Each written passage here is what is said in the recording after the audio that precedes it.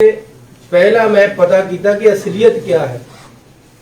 जब मैं आप कन्विंस हो गया कि वाकई इन्हां लोकां दी इन्वॉल्वमेंट रही है, इन्हां लोकां ने पंजाब दे विच नशे फैलाए है, इन्हां ने पंजाब दे विच इह सारा कुछ कीता है, पंजाब दी जवानी दा घाण कीता है, तां असीं इस मसले नूं चुक्किया, तां असीं इस मसले ते अगे वधे।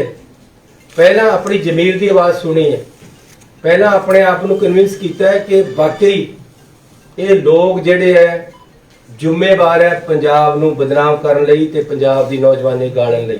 ये कोई केस कांग्रेस पार्टी दा जां कांग्रेस सरकार दा बनाया होया नहीं है। ये केस 2013 दे विच प्रकाश सिंह बादल ते बीजेपी दी सरकार दे समय उजागर होया है। 6000 करोड़ रुपये का ड्रग माफिया ते ड्रग स्कैंडल फड़िया गया है 2013 दे विच। भोला ते होर बंदे इहदे विच मुलजिम बने हैं ते उसे समय पंजाब पुलिस दे विच एक जिमनी लिखी गई है। जिमनी एक डॉकूमेंट हुंदा है, पंजाबी च उहनूं जिमनी कहंदे हैं, जिहड़ा कि दोषी के खिलाफ लिखिया जाता है केसां दे विच। ਉਹਦੇ ਵਿੱਚ ਵਿਕਰਮਜੀਤ ਸਿੰਘ ਮਜੀਠੀਏ ਨੂੰ ਜਿਮਨੀ ਦੇ ਵਿੱਚ ਇਹਦਾ ਨਾਮ ਆਇਆ ਹੈ ਕਿ ਇਹ ਵੀ ਇਹਨਾਂ ਗੱਲਾਂ ਦੇ ਵਿੱਚ ਇਨਵੋਲਵ ਹੈ। ਜੇਲ੍ਹ ਵਿੱਚ ਹੈ। ਉਸ ਨੇ ਲਾਈਵ ਹੋ ਕੇ ਮੋਹਾਲੀ ਕੋਰਟ ਦੇ ਵਿੱਚ ਪ੍ਰੈਸ ਨੂੰ ਬਿਆਨ ਦਿੱਤਾ ਕਿ ਇਹਦੇ ਵਿੱਚ ਸਾਰਾ ਕੁਝ ਕਰਤਾ ਧਰਤਾ ਜਿਹੜਾ ਹੈ ਉਹ ਵਿਕਰਮਜੀਤ ਸਿੰਘ ਮਜੀਠੀਆ ਹੈ। ਈਡੀ ਕੋਲ ਮਜੀਠੀਆ ਦਾ ਰੋਲ ਸਾਹਮਣੇ ਆਇਆ। ਈਡੀ ਨੇ पूरे विस्तार दे विच इन्हां दे रोल नूं दर्शाया। ये सत्ता पिंडी होर सारे फरार होए दे विच जिहड़े कि इहदे अपने बंदे जिहड़े इहदे घर रहिंदे रहे, जिन्हों इन्हां ने सिक्योरिटियां प्रोवाइड करियां, अपनियां जिप्सियां दित्तियां, अपने घर रखे, वो लोग अज फरार है, उन्हां नूं फड़िया नहीं गया।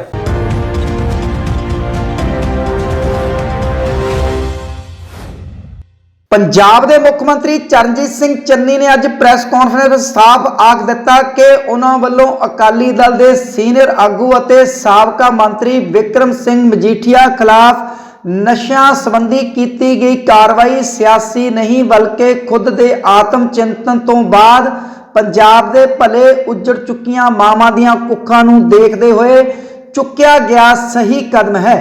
उन्होंने कहा कि मैं गरीब जरूर हाँ पर मैनू पैसे अते सियासत की भुख नहीं, मैं शहीद भगत सिंह तो सेध लैंदा हाँ। उन्हें इस नूं खलकत की आवाज़ आखदियां कहा कि किसी नाल नजायज़ नहीं होवेगी, हुण इंसाफ जरूर होवेगा। उन्हें जिथे इस मामले ते विस्तारित जानकारी दी उत्थे ही नशियां दे मामले च अदालत च लिखती माफ़ी मंगण वाले केजरीवाल समझौते लई मनजिंदर सिंह सिरसा अते अकाली दल विच विचोला बड़े भगवंत मान ते तिखा हमला करदियां जवाब मंगिया।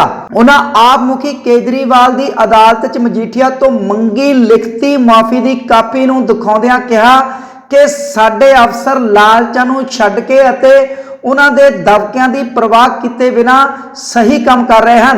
जिन्हों तो डरदा केजरीवाल मजीठिया तो माफी मंग के भज्जिया सी। उन्हें केजरीवाल नूं नसीहत दित्ती कि पंजाब दे लोकां नाल खड़न लई लत्तां च जान चाहिदी है। उन्हें केजरीवाल ते पंजाब दे साबका मुख्य मंत्री कैप्टन अमरिंदर सिंह की तुलना बिल्ली नाल करदियां आख्या कि पंजाबियों की कहावत मुताबक हुण बिल्ली थैलियों बाहर आ गई है। उन्हें केजरीवाल नूं पंजाब दे लोकां तो माफी मंगण लई भी कहा। उन्हें 4 साल नशा संबंधी किए 51,011 पर्चियां, गिरफ्तार किए 66,376 तस्करां, बरामद की हजारां किलोग्राम नशा समग्री अते 220 करोड़ की जब्त की प्रॉपर्टी बारे जानकारी दिंदियां मन्निया कि 66,000 तो ज्यादा गिरफ्तार किए व्यक्तियों चों बहुते केवल खाण वाले भी हो सकते हैं। लुधियाना बंब ब्लास्ट ते उन्होंने कहा कि मेरी केंद्रीय गृह मंत्री नाल भी गल हो चुकी है अते असीं इस उत्ते केंद्र दीयां एजेंसियां नाल मिल के काम कर रहे हां। उन्होंने बंब ब्लास्ट च मरे व्यक्ति नूं आत्मघाती बंब नाल मरे होण दी गल नूं भी दोहराया। कपूरथला बेअदबी मामले च उन्होंने साफ कर दिता कि अजिहा कुछ नहीं होया, इसलिए असीं ਕਤਲ ਦੀ FIR ਦਰਜ ਕਰਨ ਜਾ ਰਹੇ ਹਾਂ। ਉਹਨਾਂ ਕਿਸਾਨੀ ਕਰਜ਼ਾ ਮਾਫੀ ਬਾਰੇ ਕਿਹਾ ਕਿ 5 ਏਕੜ ਤੋਂ ਘੱਟ 2 ਲੱਖ ਵਾਲੇ 2 ਲੱਖ ਪਰਿਵਾਰਾਂ ਦਾ 2000 ਕਰੋੜ ਦਾ ਕਰਜ਼ਾ ਮੁਆਫ ਕਰਕੇ ਸਰਕਾਰ ਨੇ ਆਪਣਾ ਵਾਅਦਾ ਪੂਰਾ ਕਰ ਦਿੱਤਾ ਹੈ। ਇਸ ਤੋਂ ਇਲਾਵਾ ਬੇਜ਼ਮੀਨੇ ਲੋਕਾਂ ਦਾ 64 ਕਰੋੜ ਦਾ ਕਰਜ਼ਾ ਵੀ ਮਾਫ ਕਰ ਦਿੱਤਾ ਗਿਆ ਹੈ। ਜਨਰਲ ਵਰਗ ਨੂੰ ਆ ਰਹੀਆਂ ਸਮੱਸਿਆਵਾਂ ਦੇ ਹੱਲ ਲਈ ਜਲਦ ਹੀ ਕਮਿਸ਼ਨ ਗਠਿਤ ਕੀਤਾ ਜਾ ਰਿਹਾ ਹੈ ਅਤੇ ਲੰਬੜਦਾਰ ਯੂਨੀਅਨਾਂ ਦਾ ਮਸਲਾ ਵੀ ਹੱਲ ਕਰ ਦਿੱਤਾ ਗਿਆ ਹੈ। ਉਹਨਾਂ ਦੀ ਮੌਤ ਤੋਂ ਬਾਅਦ ਲੰਬੜਦਾਰੀ ਨੂੰ ਪੁਸ਼ਤੈਨੀ ਕਰਨ ਦੀ ਬਜਾਏ 5 ਸਾਲ ਦੇਣ ਅਤੇ ਉਸ ਤੋਂ ਬਾਅਦ ਤਜਰਬੇ ਦੇ ਆਧਾਰ ਤੇ ਕਰਨ ਨਾਲ ਉਹਨਾਂ ਨੂੰ ਹੀ ਮੌਕਾ ਮਿਲ ਸਕਦਾ ਹੈ। ਉਹਨਾਂ ਪਟਿਆਲਾ 'ਚ ਰਮਾਇਣ ਅਤੇ ਗੀਤਾ ਦਾ ਅਧਿਐਨ ਕੇਂਦਰ ਬਣਾਉਣ ਤੋਂ ਬਿਨਾਂ ਪੰਜਾਬੀ ਸੰਗੀਤ ਨੂੰ ਹੋਰ ਪ੍ਰੋਤਸਾਹਿਤ ਕਰਨ ਲਈ 10 ਦਿਨਾਂ 'ਚ ਫਿਲਮ ਅਤੇ ਟੈਲੀਵਿਜ਼ਨ ਡਿਵੈਲਪਮੈਂਟ ਕੌਂਸਲ ਬਣਾਉਣ ਦੀ ਗੱਲ ਵੀ ਆਖੀ। ਇਸ ਮੌਕੇ ਉਹਨਾਂ ਨਾਲ ਕੈਬਨਿਟ ਮੰਤਰੀ ਭਾਰਤ ਭੂਸ਼ਣ ਆਸ਼ੂ, ਡਾਕਟਰ ਰਾਜਕੁਮਾਰ ਵੇਰਕਾ, ਬਲਵੀਰ ਸਿੰਘ ਸਿੱਧੂ ਅਤੇ ਕੁਸ਼ਲਦੀਪ ਸਿੰਘ ਢਿੱਲੋਂ ਵੀ ਹਾਜ਼ਰ ਸਨ। ਪਹਿਲਾਂ ਮੈਂ ਤੁਹਾਨੂੰ ਦੱਸਣਾ ਚਾਹੁੰਦਾ, ਪਿਛਲੀਆਂ 2 ਕੈਬਨਿਟ ਦੇ ਵਿੱਚ ਜਿਹੜੇ ਫੈਸਲੇ ਅਸੀਂ ਲਏ ਹੈ ਉਹ ਤੁਹਾਡੇ ਤੱਕ ਨਹੀਂ ਪਹੁੰਚੇ ਸੀ। ਇਸ ਕਰਕੇ ਵੀ ਪਹਿਲਾਂ ਮੈਂ ਉਹ ਵੀ ਤੁਹਾਨੂੰ ਦੱਸਣਾ ਚਾਹੁੰਦਾ ਤੇ ਬਾਕੀ ਜੋ ਤੁਸੀਂ ਕਹੋਗੇ ਉਹ ਵੀ ਕੰਮ ਪਹਿਲਾਂ ਕਰਾਂਗੇ। ਖੇਤੀ ਕਿਸਾਨ ਤੇ ਜਿਹੜਾ ਕਰਜ਼ਾ ਹੈ ਉਸ ਦਾ ਬੋਝ ਕਿਸਾਨ ਝੱਲਣ ਤੋਂ ਅਸਮਰਥ ਹੋਇਆ ਹੈ। ਇਸ ਤਰੀਕੇ ਦੇ ਹਾਲਾਤ ਬਣੇ ਹੋਏ ਹੈ ਤੇ ਪੰਜਾਬ ਸਰਕਾਰ ਨੇ 2 ਲੱਖ ਤੱਕ ਦੇ 5 ਏਕੜ ਤੱਕ ਵਾਲੇ ਕਿਸਾਨਾਂ ਦੇ ਕਰਜ਼ੇ ਜਿਹੜੇ ਆ ਉਹ ਮਾਫ ਕਰਨ ਦਾ ਐਲਾਨ ਕੀਤਾ ਸੀ। ਉਹਦੇ ਵਿੱਚ ਲਗਭਗ 1.5 ਲੱਖ ਕਿਸਾਨਾਂ ਦਾ ਕਰਜ਼ਾ ਅਜੇ ਮਾਫ ਨਹੀਂ ਹੋਇਆ ਤੇ ਨਾਲ ਜਿਹੜਾ ਲੈਂਡ ਮੌਰਗੇਜ ਬੈਂਕ ਹੈ, ਜਿਹੜਾ ਕਿ ਕਿਸਾਨ ਜ਼ਿਆਦਾਤਰ ਲੈਂਡ ਮੌਰਗੇਜ ਬੈਂਕ ਤੋਂ ਕਰਜ਼ਾ ਲੈਂਦੇ ਆ, ਉਹ ਵੀ ਇਹਦੇ ਵਿੱਚੋਂ ਰਹਿ ਗਿਆ ਸੀ। ਉਹਦੇ 5 ਏਕੜ ਤੱਕ ਦੇ 2 ਲੱਖ ਤੱਕ ਦੇ ਕਰਜ਼ੇ ਜਿਹੜੇ ਉਹ ਮਾਫ ਨਹੀਂ ਸੀ ਹੋਏ। ਸੋ ਕੱਲ ਕਿਸਾਨ ਯੂਨੀਅਨ ਵੀ ਮਿਲੀਆਂ ਸੀ।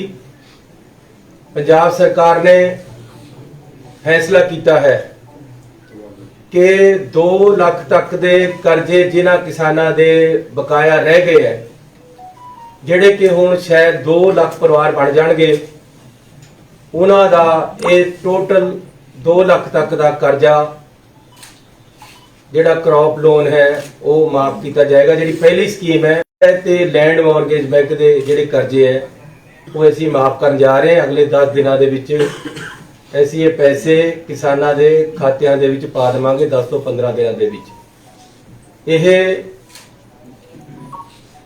ਲੈਂਡ ਮੌਰਗੇਜ ਬੈਂਕ ਦਾ ਵੈਸੇ ਅਸੀਂ ਹਿਸਾਬ ਅਜੇ ਕੱਢਣਾ ਹੈ ਕਿਉਂਕਿ ਕੱਲ ਹੀ ਇਹਦੇ ਬਾਰੇ ਫੈਸਲਾ ਹੋਇਆ, ਲੇਕਿਨ ਲਗਭਗ 2000 ਕਰੋੜ ਰੁਪਈਆ ਅਸੀਂ ਕਿਸਾਨਾਂ ਨੂੰ ਉਹਨਾਂ ਦੇ ਕਰਜ਼ਿਆਂ ਦੀ ਵਾਪਸੀ ਦੇ ਵਿੱਚ ਦੇਣ ਜਾ ਰਹੇ ਹਾਂ। ਉਹਦੇ ਨਾਲ ਸਾਡੀ ਇਹ ਸਕੀਮ ਬਿਲਕੁਲ ਕੰਪਲੀਟ ਹੋ ਜਾਏਗੀ ਕਿ 2 ਲੱਖ ਤੱਕ ਦੇ ਜਿਹੜੇ ਕਰਜ਼ੇ ਹੈ ਉਹ ਸਾਰੇ ਕਿਸਾਨਾਂ ਦੇ ਜਿਨ੍ਹਾਂ ਦੇ 5 ਏਕੜ ਤੱਕ ਜ਼ਮੀਨ ਹੈ ਉਹ ਪੰਜਾਬ ਸਰਕਾਰ ਵੱਲੋਂ ਮਾਫ ਕਰ ਦਿੱਤੇ ਜਾਣਗੇ। ਇਸ ਦੇ ਨਾਲ ਜਿਹੜੇ ਲੈਂਡਲੈਸ ਲੇਬਰਰ ਹੈ ਉਹਨਾਂ ਦੇ ਵੀ ਅਸੀਂ ਕਰਜ਼ੇ ਮਾਫ ਕੀਤੇ ਹੈ। 25000 ਤੱਕ ਦਾ ਉਹਨਾਂ ਦਾ ਕਰਜ਼ਾ ਅਸੀਂ ਕੋਆਪਰੇਟਿਵ ਸੁਸਾਇਟੀਆਂ ਦਾ ਮਾਫ ਕਰ ਦਿੱਤਾ ਹੈ। ਸ਼ਡਿਊਲ ਕਾਸਟ ਦੇ ਵਿੱਚੋਂ ਜਿਹੜੇ ਲੋਨ ਲਏ ਹੋਏ ਸੀ ਕਾਰਪੋਰੇਸ਼ਨ ਚੋਂ ਉਹ ਮਾਫ ਕਰ ਦਿੱਤੇ ਹੈ। ਇੱਕ 64 ਕਰੋੜ ਰੁਪਇਆ ਹੋਰ ਹੈ ਜਿਹੜਾ ਕਿ ਓਨ ਫੰਡ ਕੋਆਪਰੇਟਿਵ ਸੁਸਾਇਟੀਆਂ ਹੈ, ਜਿਹਦੇ ਵਿੱਚ ਗਰੀਬ ਲੋਕਾਂ ਦੇ ਖੇਤ ਮਜ਼ਦੂਰਾਂ ਦੇ ਜਾਂ ਮਜ਼ਦੂਰਾਂ ਦੇ ਕਰਜ਼ੇ ਹੈ, ਉਹ ਵੀ ਅਸੀਂ ਮਾਫ ਕਰਨ ਜਾ ਰਹੇ ਹਾਂ। ਓਨ ਫੰਡ ਸੁਸਾਇਟੀਆਂ, ਇਹਦਾ ਮਤਲਬ ਇਹ ਹੈ ਕਿ ਜਿਹੜੇ ਸੁਸਾਇਟੀਆਂ ਦੇ ਕਰਜ਼ੇ ਪਹਿਲਾਂ ਸਰਕਾਰ ਦਾ ਪੈਸੇ ਦੇ ਮਾਫ ਕੀਤੇ ਹੈ। ਇੱਕ ਸੁਸਾਇਟੀਆਂ ਦੇ ਕੋਲ ਪੈਸਾ ਪਿਆ ਸੀ, ਉਹਨਾਂ ਨੇ ਵੀ ਕਿਸਾਨਾਂ ਖੇਤ ਮਜ਼ਦੂਰਾਂ ਨੂੰ ਕਰਜ਼ਾ ਦਿੱਤਾ ਹੋਇਆ, ਅਸੀਂ ਉਹ ਵੀ ਪੰਜਾਬ ਸਰਕਾਰ ਵੱਲੋਂ ਭਰਪਾਈ ਕਰ ਰਹੇ। ਲਗਭਗ 64 ਕਰੋੜ ਰੁਪਈਆ ਉਹ ਹੈ। ਸੋ ਇਸ ਕਰਕੇ ਕਿਸਾਨਾਂ ਨੂੰ ਤੇ ਖੇਤ ਮਜ਼ਦੂਰਾਂ ਨੂੰ ਮੈਂ ਵਧਾਈ ਦੇਣਾ ਚਾਹੁੰਦਾ ਕਿ ਪੰਜਾਬ ਸਰਕਾਰ ਨੇ ਉਹਨਾਂ ਦਾ ਕਰਜ਼ਾ ਚੱਕਿਆ। ਇਸ ਤੋਂ ਬਾਅਦ ਜਿਹੜੇ ਹੋਰ ਕਰਜ਼ੇ ਆ ਉਹਨਾਂ ਬਾਰੇ ਉਸ ਤੋਂ ਬਾਅਦ ਵਿਚਾਰ ਕੀਤਾ ਜਾਏਗਾ। ਕੈਬਨਿਟ ਦੇ ਵਿੱਚ ਕੱਲ ਫੈਸਲਾ ਲਿਆ ਗਿਆ ਹੈ ਕਿ ਜਨਰਲ ਕੈਟਾਗਰੀ ਕਮਿਸ਼ਨ ਪੰਜਾਬ ਸਰਕਾਰ ਨੇ ਬਣਾਉਣ ਦਾ ਫੈਸਲਾ ਲਿਆ ਹੈ। ਜਿਹੜਾ ਕਿ ਕੈਬਨਿਟ ਦੇ ਵਿੱਚ ਪਾਸ ਹੋ ਗਿਆ ਹੈ। ਕਿਉਂਕਿ ਜਨਰਲ ਕੈਟਾਗਰੀਆਂ ਦੇ ਵਿੱਚ ਵੀ ਗਰੀਬ ਲੋਕ ਹੈ, ਉਹ ਲੋਕ ਹੈ ਜਿਨ੍ਹਾਂ ਦੀ ਸੁਣਵਾਈ ਨਹੀਂ ਹੁੰਦੀ, ਜਿਨ੍ਹਾਂ ਨੂੰ ਦੇ ਨਾਲ ਕਈ ਵਾਰ ਅਨਿਆਏ ਹੋ ਜਾਂਦਾ ਹੈ।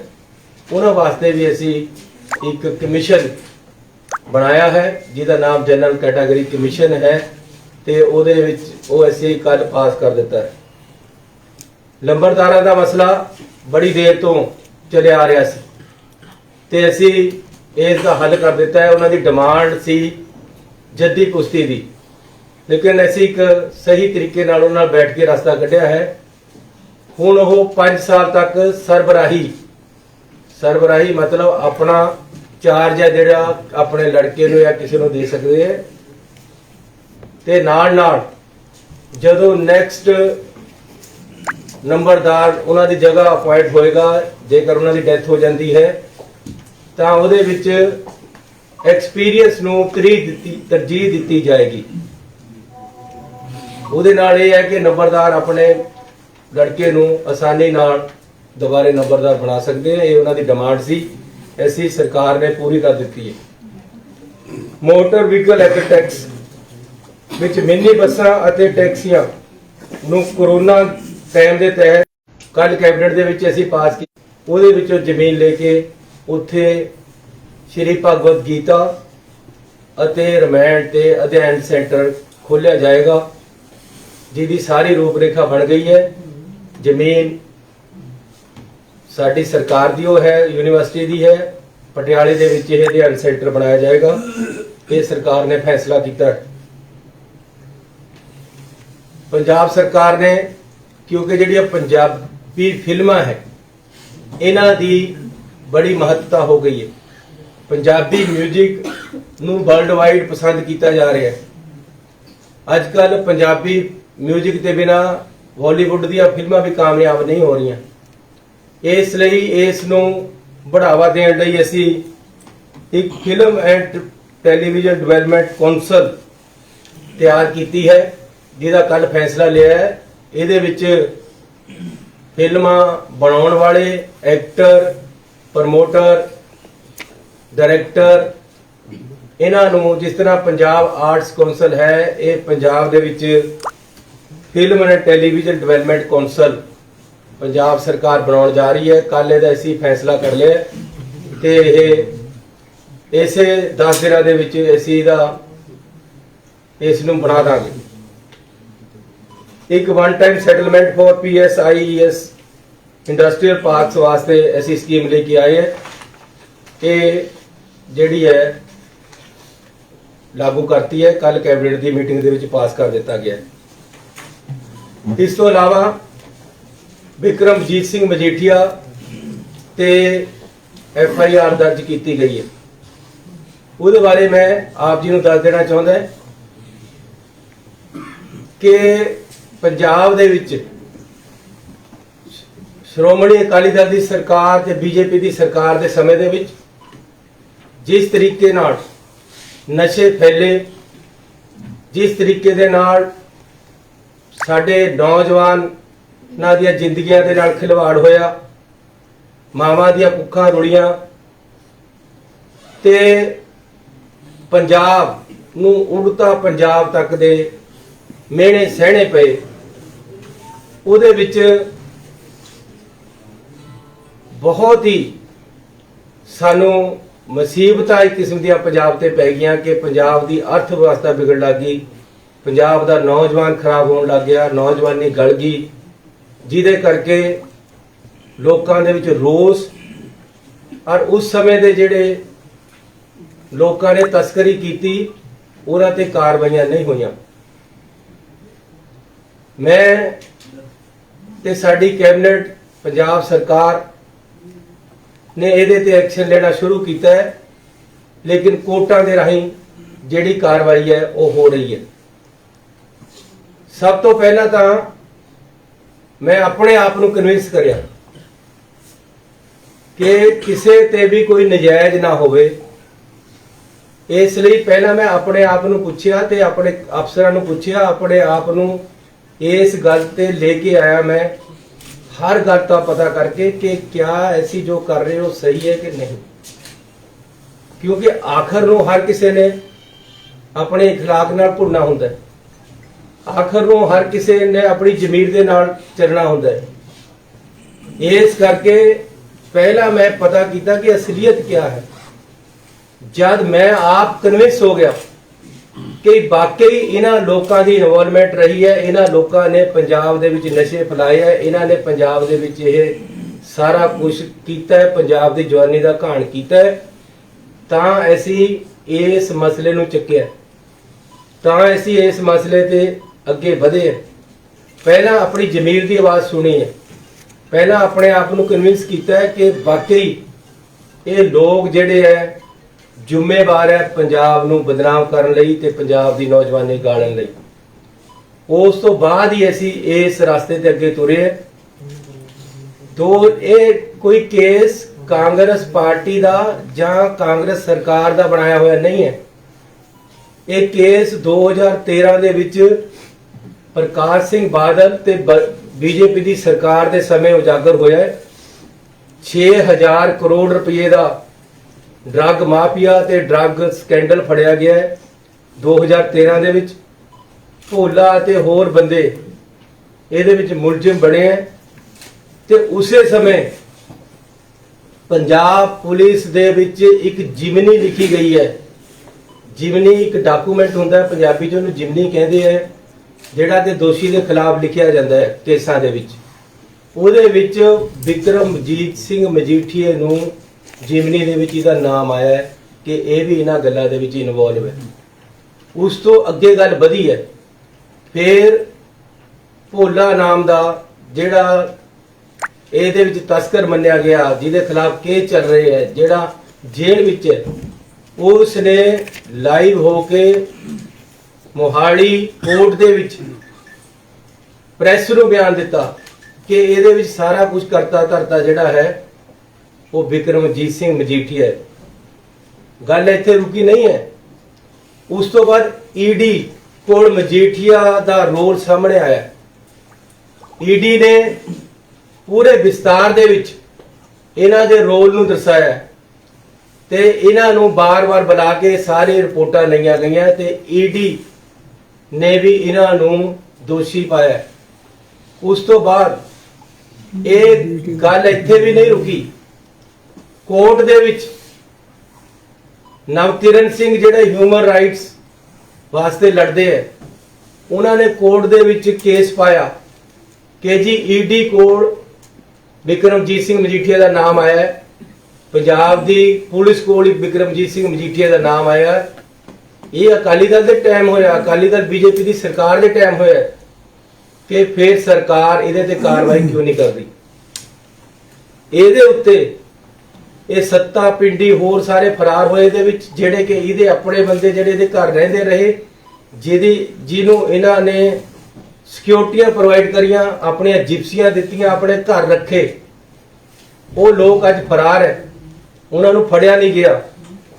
ਤੇ ਨਵਕਿਰਨ ਸਿੰਘ ਦੀ ਜਿਹੜੀ ਕੋਰਟ ਵਿੱਚ ਉਹਨਾਂ ਨੇ ਕੇਸ ਪਾਇਆ, ਉਹਦੇ ਉੱਤੇ ਐਸਟੀਐਫ ਪੰਜਾਬ ਨੂੰ ਇੱਕ ਰਿਪੋਰਟ ਦੇਣ ਵਾਸਤੇ ਕਿਹਾ ਗਿਆ।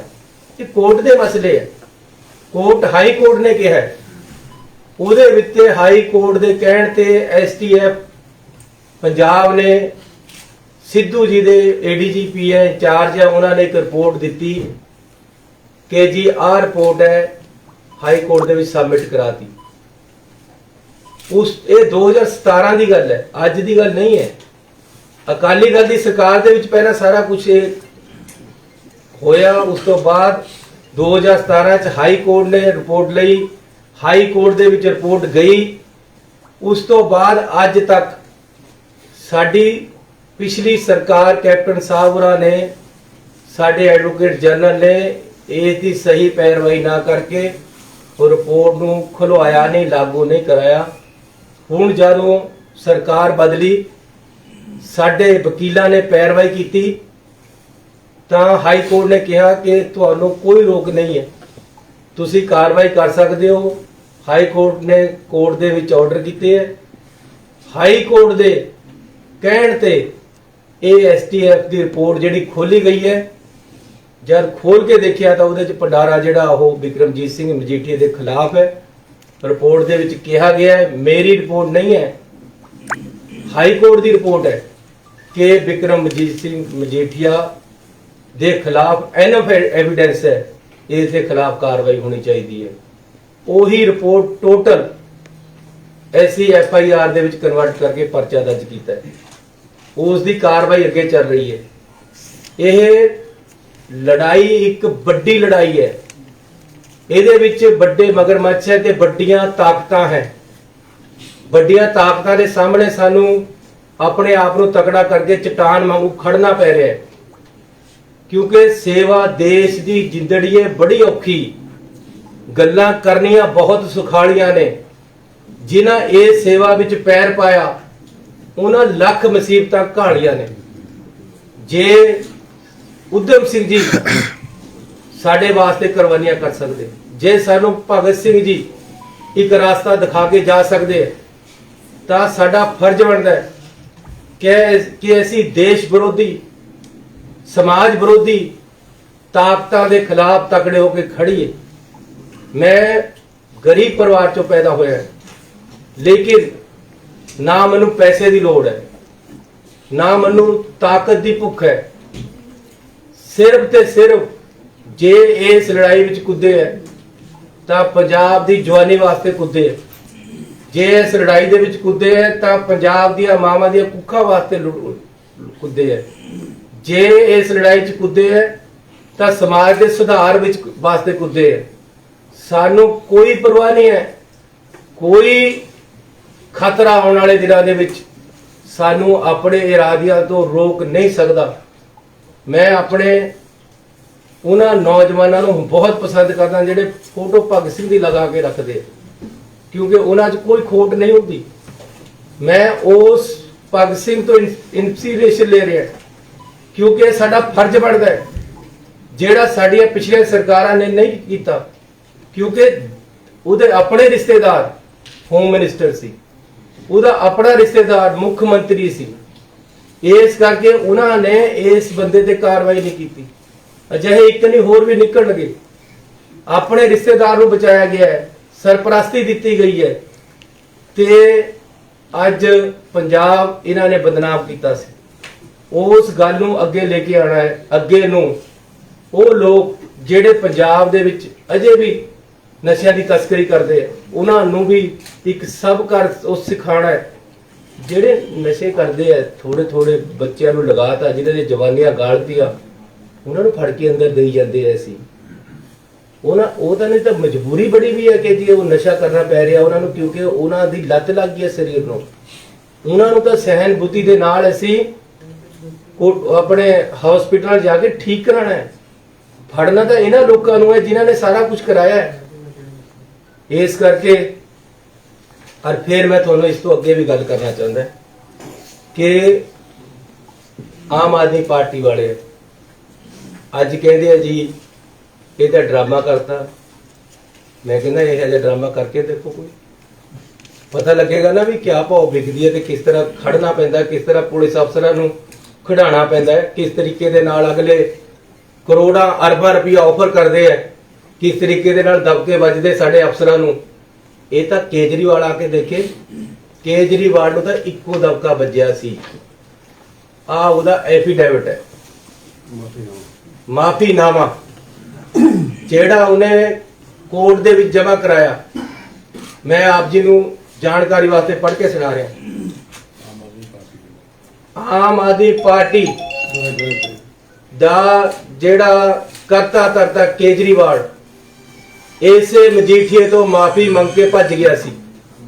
ਇਹ ਭਗੌੜਾ ਹੈ।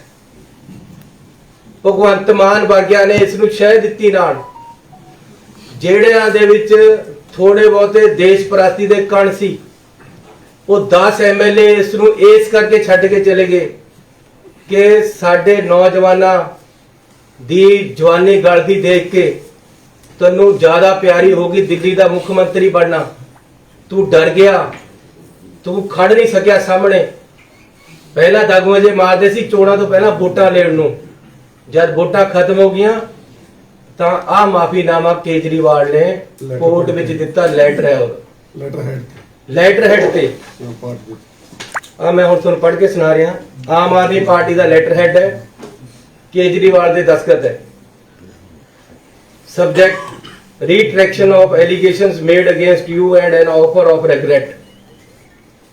ਕਹਿੰਦਾ ਜੀ ਜਿਹੜੇ ਮੈਂ ਤੁਹਾਡੇ ਪਰ ਐਲੀਗੇਸ਼ਨ ਲਗਾਏ ਐ ਉਹਨਾਂ ਨੂੰ ਵਾਪਸ ਲੈ ਰਿਹਾ, ਉਹਨਾਂ ਤੋਂ ਵਾਪਸ ਘੁੰਮ ਰਿਹਾ, ਗੋਡੇ ਟੇਕ ਰਿਹਾ ਆਪਣੇ, ਔਰ ਮੈਂ ਤੁਹਾਡੇ ਤੋਂ ਮਾਫੀ ਮੰਗ ਰਿਹਾ। ਇਹ ਮਜੀਠੀਏ ਨੂੰ ਲਿਖ ਰਿਹਾ ਹੈ ਕੇਜਰੀਵਾਲ, ਔਰ ਇਹ ਕੋਰਟ ਦੀ ਡਾਕੂਮੈਂਟ ਹੈ, ਅੰਮ੍ਰਿਤਸਰ ਕੋਰਟ ਚੋਂ ਕਢਾਇਆ ਗਿਆ ਹੈ। ਇਹ ਤੁਹਾਡੇ ਸਾਹਮਣੇ ਕਰ ਰਹੇ ਹਾਂ। ਕੇਜਰੀਵਾਲ ਤੇ ਭਗਵੰਤ ਮਾਨ ਤੇ ਆਮ ਆਦਮੀ ਪਾਰਟੀ ਦਾ ਕਿਰਦਾਰ ਜਿਹੜੇ ਸਾਡੇ ਨੌਜਵਾਨਾਂ ਨੂੰ ਕਹਿ ਰਹੇ ਆ ਕਿ ਜੀ ਅਸੀਂ ਤੁਹਾਡੀ ਰਾਖੀ ਕਰਾਂਗੇ, ਅਸੀਂ ਤੁਹਾਡੇ ਵਾਸਤੇ ਲੜਾਂਗੇ, ਅਸੀਂ ਤੁਹਾਡੇ ਵਾਸਤੇ ਮਰਾਂਗੇ, ਉਹ ਆ ਮਾਫੀਆ ਮੰਗ ਕੇ ਭੱਜੇ ਆ ਪੰਜਾਬ ਚੋਂ। ਇਹ ਮੈਂ ਤੁਹਾਨੂੰ ਦੇਣ ਵਾਸਤੇ ਪੜ੍ਹ ਰਿਹਾ। In the recent past, I made certain statements and allegations against you। मतलब मजीठिया, मैं थोड़े पिछले समय दे विच थोड़े खिलाफ गलती नाल बोल गया, बहुत सारे शब्द थोड़े पर एलिगेशन लगाए। मजीठिया नूं केजरीवाल कह रहा है regarding your alleged involvement in drug trade, these statements became a political issue। Now I have learnt that allegations are unfounded, hence there should be no politics on such issues। Because of my allegations made against you at various political rallies, public meetings, TV programs, print, electronic and social media, you filed a defamation case against us in the Honorable Court at Amritsar। I hereby withdraw all my statements and allegations made against you and apologize for the same। शर्मनाक गल, I hereby withdraw।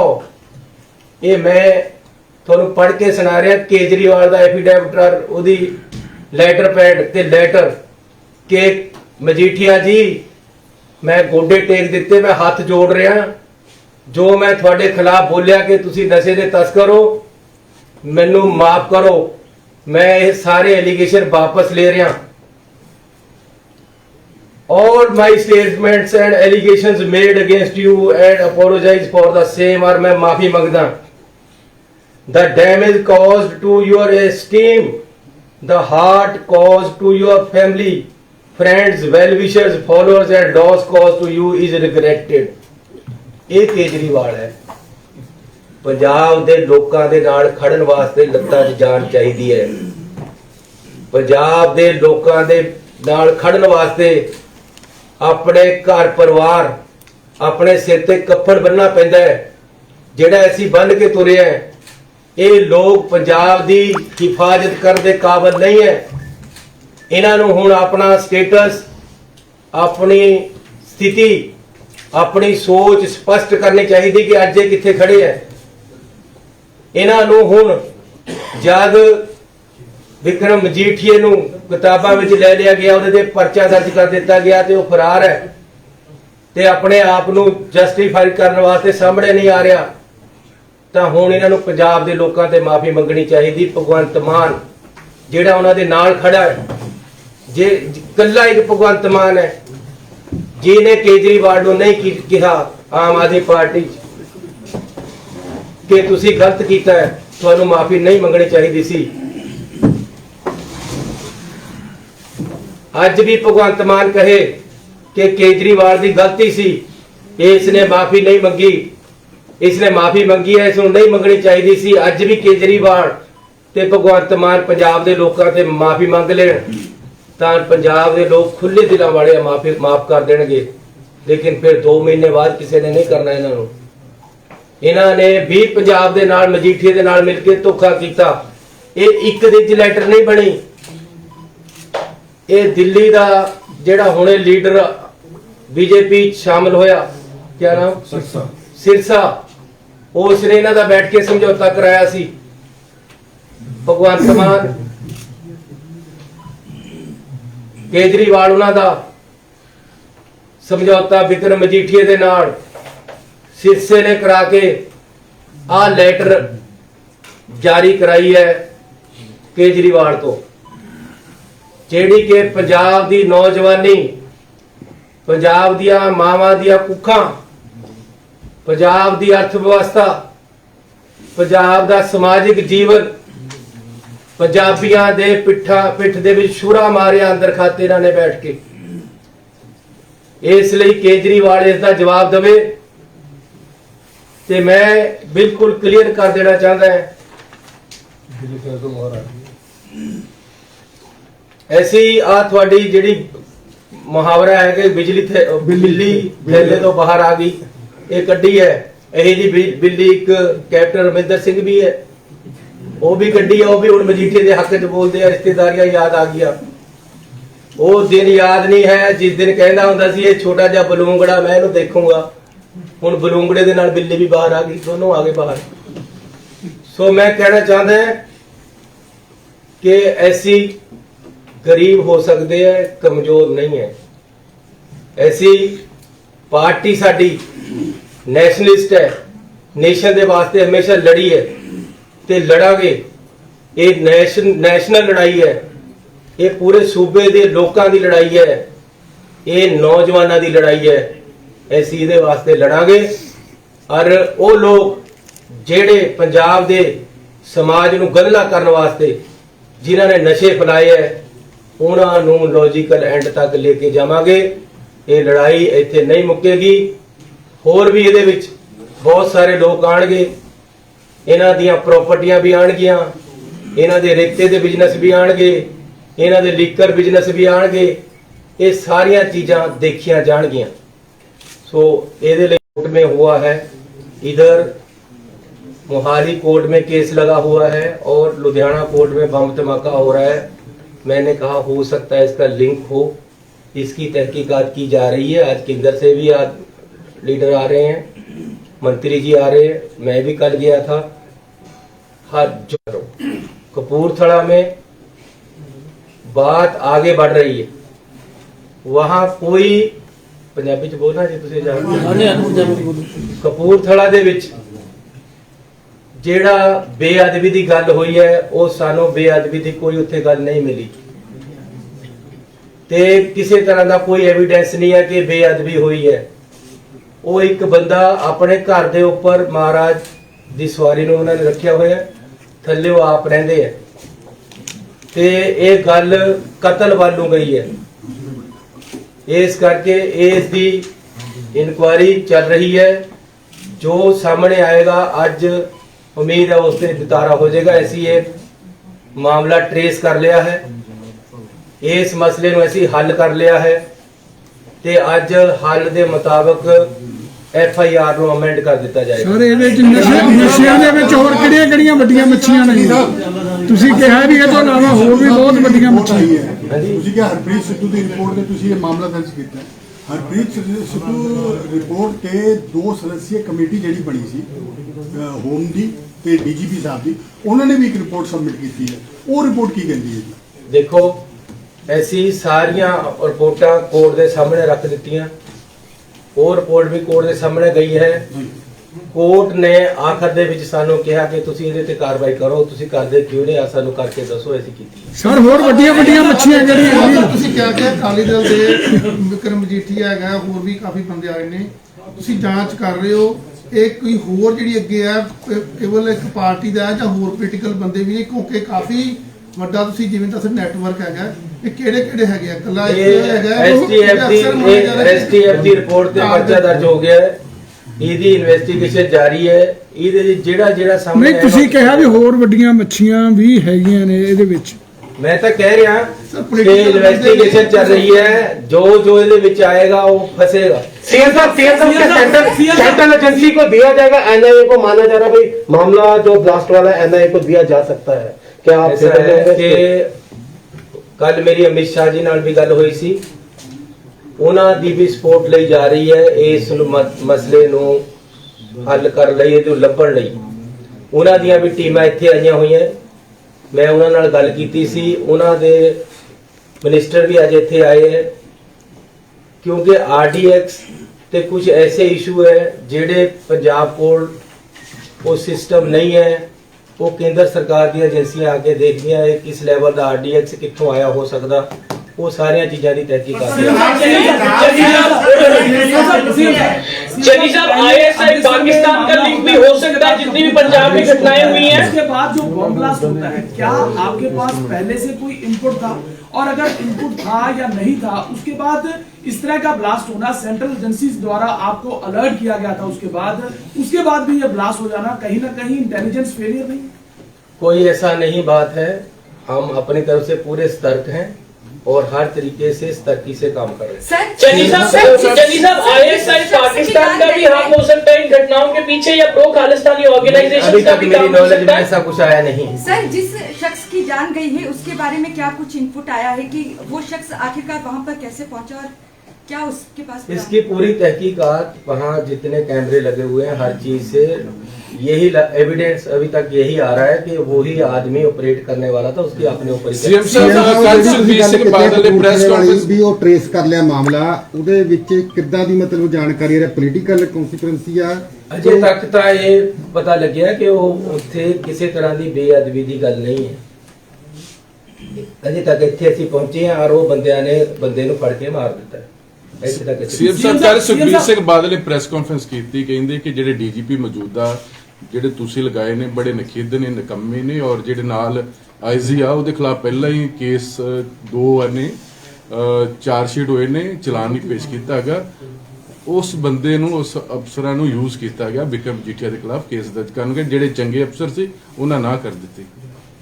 ਦੇਖੋ ਜਿਹੜਾ ਸਹੀ ਕੰਮ ਕਰੇ ਹੁਣ ਜੇ ਹੋ ਗਿਆ ਆ ਗੱਲ, ਪੂਰਾ ਪੰਜਾਬੀ ਲੋਕ ਤੜਪ ਤੜਪ ਕੇ ਕਹਿ ਰਹੇ ਸੀ ਕਿ ਜੀ ਜਿਨ੍ਹਾਂ ਲੋਕਾਂ ਨੇ ਸਾਡੀਆਂ ਜਵਾਨੀਆਂ ਗਾਲੀਆਂ ਉਹਨਾਂ ਤੇ ਪਰਚੇ ਦਰਜ ਕੀਤੇ ਜਾਣ, ਉਹਨਾਂ ਨੂੰ ਫੜ ਕੇ ਅੰਦਰ ਕੀਤਾ ਜਾਵੇ। ਇਹ ਅੱਜ ਦੀ ਨਹੀਂ ਹੈ ਡਿਮਾਂਡ, ਇਹ ਸਾਰੀਆਂ ਪਾਰਟੀਆਂ ਦੀ ਮੈਨੀਫੈਸਟੋ ਵਿੱਚ ਹੈ। ਇਹ ਸਾਰੀਆਂ ਪਾਰਟੀਆਂ ਵਿੱਚ ਹੀ ਕਰੀਆਂ ਸੀ। ਪਾਰਟੀ ਕਦ ਮੈਨੀਫੈਸਟੋ 'ਚ ਕੋਈ ਗੱਲ ਦਿੰਦੀ ਹੈ, ਪਾਰਟੀ ਕਦ ਸਟੇਜਾਂ ਪਰ ਬੋਲਦੀ ਹੈ, ਜਦੋਂ ਲੋਕਾਂ ਦੀ ਡਿਮਾਂਡ ਹੋਵੇ। ਇਹ ਤਾਂ ਆਵਾਜ਼ੇ ਖਲਕਤ, ਆਵਾਜ਼ੇ ਖੁਦਾ ਬਣ ਗਈ ਹੈ ਕਿ ਇਹਨਾਂ ਤੇ ਕਾਰਵਾਈ ਹੋਣੀ ਚਾਹੀਦੀ ਸੀ ਤੇ ਕਾਰਵਾਈ ਹੋਈ ਹੈ। एक एमएलए भी दोष लगा रहे हैं कि डीजीपी साहब है गुंडा तत्वां ਨੂੰ ਨਾਲ ਲੈ ਕੇ ਚੱਲ ਰਹੇ ਨੇ। ਐਸੀ ਕੋਈ ਗੱਲ ਨਹੀਂ ਹੈ। ਮੈਂ ਹਜੇ ਪਿੰਕੀ ਨਾਲ ਵੀ ਗੱਲ ਕੀਤੀ ਹੈ, ਉਹਨਾਂ ਨਾਲ ਬਿਠਾ ਕੇ ਉਹਨਾਂ ਨੂੰ ਸੁਣਿਆ, ਉਹ ਉਹਨਾਂ ਦਾ ਆਪਣਾ ਕੋਈ ਮਸਲਾ ਸੀ। ਪੰਜਾਬ ਦੇ ਪਿੰਡਾਂ ਦੇ ਵਿੱਚ ਚਿੱਟਾ ਵਿਕ ਰਿਹਾ, ਜਿਹੜੇ ਤੁਸੀਂ ਮਾਮਲੇ ਦੀ ਗੱਲ ਕਰ ਰਹੇ ਹੋ, ਇੱਕ ਵੱਡਾ ਮਾਮਲਾ ਸੀ, ਬਾਹਰ ਦੇ ਵਿੱਚ ਵੀ ਇਹ ਸਪਲਾਈ ਹੋ ਰਿਹਾ ਸੀ, ਲੇਕਿਨ ਹਜੇ ਵੀ ਜਿਹੜਾ ਪੰਜਾਬ ਦੇ ਪਿੰਡਾਂ ਦੇ ਵਿੱਚ ਚਿੱਟਾ ਵਿਕ ਰਿਹਾ ਉਸ ਨੂੰ ਵੀ ਇੱਕ ਵੱਡਾ ਨੈਕਸਸ ਚਲਾ ਰਿਹਾ। ਇਹ ਕਦੋਂ ਤੱਕ ਨੈਕਸਸ ਜਿਹੜਾ ਹੈ ਖਤਮ ਏਦਾਂ ਹੈ, ਮੈਂ ਕਦੇ ਵੀ ਜਦ ਕੋਈ ਪੱਤਰ ਗੱਲ ਕਰਦਾ ਉਹਨੂੰ ਰੂਲ ਆਊਟ ਨਹੀਂ ਕਰਦਾ, ਲੇਕਿਨ ਅਸਲ ਦੇ ਵਿੱਚ ਕੀ ਹੈ, ਹਰ ਲੋਕ ਕਰਪਸ਼ਨ ਦੇ ਵਿੱਚ ਵੀ ਲੋਕ ਕਹਿੰਦੇ ਯਾਰ ਬੜਿਆਂ ਨੂੰ ਕੋਈ ਫੜਦਾ ਨਹੀਂ ਹੈ, ਇੱਥੇ ਆ ਕੇ ਥੱਲੇ ਕਲਰਕਾਂ ਨੂੰ ਹੱਥ ਪਾਈ ਜਾਂਦੇ। ਇਸੇ ਤਰ੍ਹਾਂ ਬੜੇ ਤਸਕਰਾਂ ਨੂੰ ਕੋਈ ਫੜਦਾ ਨਹੀਂ ਹੈ, ਉਹ ਜਿਹੜੇ ਨਸ਼ੇ ਮਾੜਾ ਮੋਟਾ ਕੋਈ ਮੁੰਡੇ ਨੇ ਖਾ ਲਿਆ ਉਹਨੂੰ ਫੜ ਕੇ ਅੰਦਰ ਦੇ ਦਿੰਦੇ। 50,000 ਬੰਦਾ ਮੇਰੇ ਪਾਸ ਦੇਖੋ, ਆਹ ਮੈਂ ਤੁਹਾਨੂੰ ਦੱਸਾਂ ਕਿੰਨੇ ਪਰਚੇ ਹੋਏ ਆ, 51,011 ਕੇਸ ਐਨਡੀਪੀਐਸ ਦੇ ਦਰਜ ਹੋਏ ਆ, 66,376 ਅਰੈਸਟਾਂ ਹੋਈਆਂ ਪਿਛਲੇ 4 ਸਾਲਾਂ 'ਚ, 2399 ਕਿਲੋਗ੍ਰਾਮ ਹੈਰੋਇਨ ਫੜੀ ਗਈ ਹੈ, 13 ਕਿਲੋਗ੍ਰਾਮ ਸਮੈਕ ਫੜੀ ਗਈ ਹੈ, 31 ਕਿਲੋਗ੍ਰਾਮ, 220 ਕਰੋੜ ਦੀ ਪ੍ਰਾਪਰਟੀ ਜ਼ਬਤ ਕੀਤੀ ਗਈ ਹੈ। ਲੇਕਿਨ ਇਹ ਜਿਹੜੇ 66,000 ਬੰਦੇ ਬੜੇ ਤਸਕਰ ਨਹੀਂ ਹੈ, ਇਹਦੇ ਵਿੱਚ ਜ਼ਿਆਦਾ ਉਹ ਹੈ ਜਿਹੜੇ ਲੋਕ ਨੂੰ ਲੱਤ ਤੇ ਲਗਾ ਲਿਆ ਗਿਆ ਤੇ ਫੜੇ ਉਹ ਖਾਣ ਲੱਗੇ।